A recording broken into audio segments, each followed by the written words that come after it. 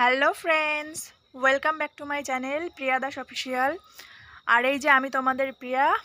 আর তোমরা কেমন আছো সবাই? আশা করি খুব ভালো আছো, আর আমিও খুব ভালো আছি।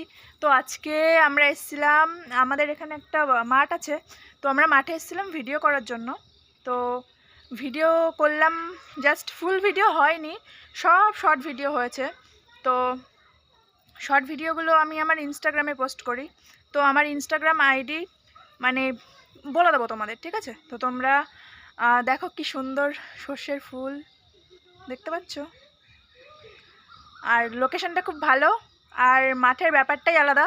তোমরা ভালো করে জানো যে মাঠের ব্যাপারটাই আলাদা।